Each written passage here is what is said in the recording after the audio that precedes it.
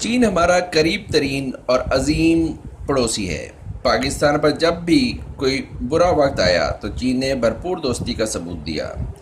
چین نے کئی مرتبہ پاکستان کو بیرونی خطرات سے قبل از وقت آگاہ بھی کیا اور ان سے نمٹنے کا نہ صرف حل بتایا بلکہ اکثر معاملات سے نمٹنے میں مدد بھی کی۔ ایوب خان سے لے کر موجودہ حکومت تک سب نے بین الاقوامی تعلقات میں جس کی دوستی کو سب سے زیادہ اہمیت دی، اور ماؤ زے تنگ اور چو این لائی سے لے کر چین کے موجودہ حکمرانوں تک سب نے پاکستان کے ساتھ بہترین اور خصوصی تعلقات استوار رکھے اور ان میں اضافے کے لیے آج بھی کوشاں ہیں۔ اور آج پاک چین دوستی قوموں کے درمیان تعلقات کے حوالے سے جس مقام پر ہے اس کی مثال دنیا میں کم ہی ملے گی۔ یہ عظیم دوستی دونوں ملکوں کی دشمنوں کی نگاہ میں کانٹے کی طرح کھٹکتی ہے۔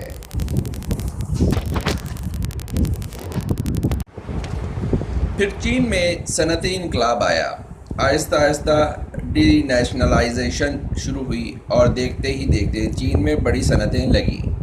غیر ملکی بھی جن میں جاپان اور کوریا کے صنعت کار شامل تھے چین کے شہروں میں صنعتیں لگانے لگے، کیونکہ یہاں افرادی قوت وافر اور سستی تھی۔ چینی عوام بہت محنتی اور ذہین ہوتے ہیں، یہی وجہ ہے کہ دیکھتے ہی دیکھتے مختصر عرصے میں چین نے سوئی سے لے کر ہوائی جہاز تک ہر چیز بنانے کی ٹیکنالوجی حاصل کر لی ہے۔ چینی مصنوعات آج پوری دنیا میں موجود ہیں اور چھوٹی سے چھوٹی اور بڑی سے بڑی چیز دنیا بھر میں سستے داموں ایکسپورٹ کر کے چین بھاری زر مبادلہ کما رہا ہے۔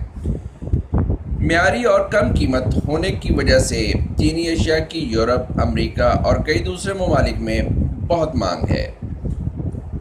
ہمیں چین سے سبق سیکھنا چاہیے کہ اس نے اتنے کم وقت میں کیسے ترقی کی، اور ہم کو غور کرنا چاہیے کہ ہم صنعتی ترقی کرنے کی بجائے زوال پذیر کیوں ہیں۔ میرا خیال ہے کہ ہماری حکومت چینی حکومت کے ساتھ جیسے اب بات چیت کر رہی ہے آئندہ بھی ایسے ہی چین سے مدد اور استفادہ کرتی رہے، کیونکہ چین دنیا میں اب اس پوزیشن میں ہے کہ وہ ہمارے ملک میں مزید سرمایہ کاری کر کے دونوں ممالک کے لیے روزگار کے مواقع پیدا کر سکتا ہے۔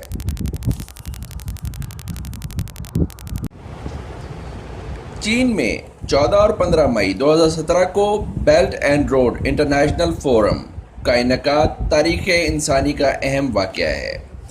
اسے محض ایک عالمی سربراہ کانفرنس سے تعبیر نہیں کیا جا سکتا۔ یہ فورم ایک نیا عہد شروع ہونے کا تاریخی عمل ہے۔ عالمی رہنماؤں کے اس غیر روایتی اجتماع میں چین نے ون بیلٹ ون روڈ یعنی ایک پٹی ایک شاہراہ کا تصور دیا۔ یہ ایسی تبدیلی کا تصور ہے جس کے بارے میں پہلے کسی نے سوچا بھی نہیں ہوگا۔ یہ فکر کی تبدیلی ہے۔ تاریخ میں پہلی مرتبہ صدیوں پرانے نو آبادیاتی اور سامراجی تصورات پر کاری ضرب پڑی ہے۔ ون بیلٹ ون روڈ عبور ایک ایسا منصوبہ ہے جس کے تحت دنیا کے 65 ممالک کو ایک شاہراہ سے منسلک کیا جائے گا۔ اس شاہراہ کے 6 کوریڈورز ہوں گے۔ نیوزی لینڈ اور قطب شمالی سے لے کر سری لنکا اور افغانستان تک کے ممالک اس منصوبے میں شامل ہوں گے۔ دنیا کے نصف سے زیادہ آبادی منصوبے سے استفادہ کرے گی۔ یہ سارا منصوبہ $900 ارب کا ہوگا۔ ایک پٹی ایک شاہراہ عبور سے نئے دنیا جنم لے گی جو اس دنیا سے مختلف ہوگی جس کا اب تک تاریخ نے مشاہدہ کیا ہے۔ عبور کا تصور دنیا کے لیے قابل قبول ہے کیونکہ اس کا بنیادی خیال اتصال نہیں بلکہ ترقی میں شراکت داری ہے۔ چین نے نہ صرف اس ترقی کا محرک بنا ہے بلکہ مالیاتی وسائل بھی فراہم کرنے والا ہے۔ تمام 65 ممالک اس منصوبے میں شریک ہونے پر آمادہ ہیں یا آمادگی ظاہر کرنے والے ہیں۔ عبور کا تصور کسی کے خلاف نہیں اور نہ ہی اس میں جارحیت کا عنصر ہے۔ یہ تسخیر کائنات اور نئی دنیا کی تعمیر کا تصور ہے، اس لیے اس کی مخالفت بھی کوئی آسان کام نہیں ہوگا۔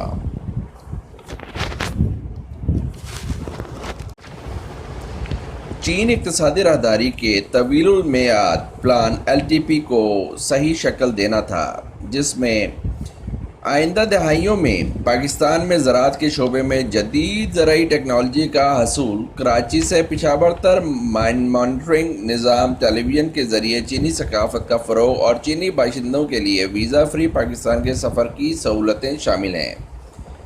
اس کے علاوہ پاکستانی مارکیٹ میں چینی مصنوعات، جن میں چائنا موبائل کی مارکیٹ اور سی پیک کے اسپیشل اکنامک زونز میں textile, garments, cement, building material اور فرٹیلائزرز کے صنعتیں لگانا شامل ہیں۔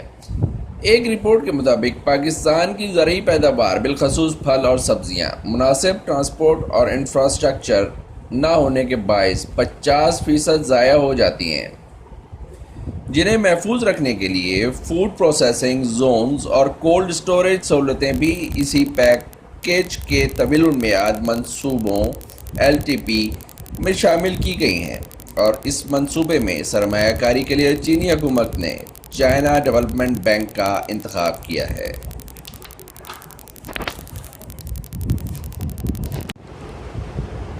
حقیقت یہ ہے کہ اقتصادی راہداری خطے کی ترقی کا منصوبہ ہے۔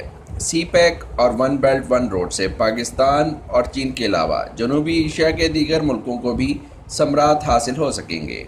اقتصادی راہداری تجارت کا محفوظ، آسان اور مختصر ترین راستہ ہے۔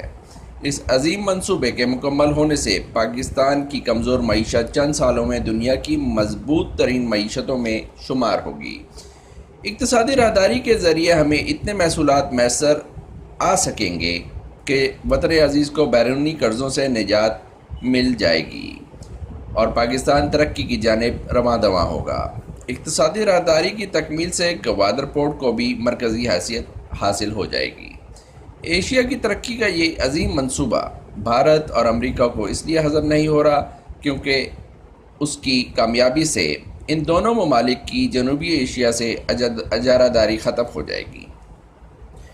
چین کو اس منصوبے سے سب سے بڑا فائدہ یہ ہوگا کہ اس کا 85% تیل آبنائے ملائکہ سے گزرتا ہے، اور یورپ سمیت مشرق وسطیٰ اور افریقہ کے کئی ممالک کی تجارت بھی اسی راستے سے ہوتی ہے، مگر یہ راستہ گوادر سے چین تک کے راستے سے 1.5 گنا زیادہ طویل ہے۔ لہذا چین اور پاکستان کی اولین ترجیح اقتصادی راہداری کی تکمیل ہے۔ چین کی معاشی پالیسی کی 4 اہداف ہیں، جن میں ایشیا اور یورپ سے رابطوں میں اضافہ، ون بیلٹ ون روڈ کا مقام، آزادانہ تجارت کا فروغ اور عوام کے باہمی رابطے بھی شامل ہیں۔ امر واقعی یہ ہے کہ چین بھارت کی نسبت پاکستان کو ترجیح دیتا ہے۔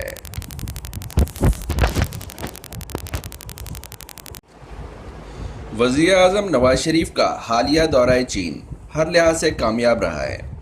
پاکستان اور چین کے درمیان بھاشا ڈیم کی تعمیر سمیت اربوں ڈالر کے نئے معاہدے ہوئے ہیں۔ علاوہ ازیں گوادر پورٹ سمیت 7 یادداشتوں پر دستخط کیے گئے ہیں۔ خوش آئند امر یہ ہے کہ چینی صدر شی جن پنگ اور وزیر اعظم نواز شریف کے ساتھ اہم معاہدوں سے دستخط کی تقریب میں پاکستان کے چاروں صوبوں کے وزرائے اعلیٰ بھی شامل تھے۔ واقفان حال کا کہنا ہے کہ چین پاکستان اقتصادی راہداری کے منصوبے کا دائرہ کار وسیع کر دیا گیا ہے۔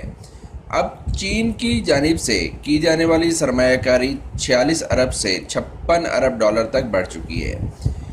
اتنی بڑی سرمایہ کاری کی مثال پاکستان کی تاریخ میں نہیں ملتی۔ اس خطیر سرمایہ کاری سے خطے میں ترقی اور خوشحالی آئے گی۔ چین کے ساتھ نئے منصوبوں میں سلک روڈ اکنامک بیلٹ اور 21ویں صدی کی میری ٹائم سلک روڈ کا فریم ورک بھی شامل ہے۔ دیامیر بھاشا ڈیم دنیا کا سب سے زیادہ بلند ترین ڈیم ہے۔ چین کے تعاون سے اس ڈیم کے بننے سے 4500 میگا واٹ بجلی نیشنل گریڈ میں شامل ہوگی۔ چین کا دنیا بھر میں اور بالخصوص ایشیا میں معاشی کردار بڑھ رہا ہے۔ پاک چین اقتصادی راہداری پر پروجیکٹ کو گیم چینجر قرار دیا جا رہا ہے، اور اب چین کی جانب سے ون بیلٹ ون روڈ کے منصوبے کو بھی خاصی پذیرائی مل رہی ہے۔ وزیر اعظم نواز شریف نے بھی چین میں گول میز کانفرنس سے خطاب کرتے ہوئے اپنے اس عزم کا اظہار کیا ہے کہ سی پیک اور ون بیلٹ ون روڈ منصوبے مشترکہ خوشحالی کے لیے ہیں اور اس سے ترقی کے نئے دور کا آغاز ہوگا۔ ون بیلٹ ون روڈ اور سی پیک کے منصوبوں سے پاکستان کی اہمیت روز بروز بڑھ رہی ہے۔ چینی دورے میں یہ طے کیا گیا ہے کہ سی پیک اور ون بیلٹ ون روڈ کے عظیم منصوبوں میں کسی بھی ملک کی شمولیت کے لیے پاکستان اور چین کی رضامندی لازمی ہوگی۔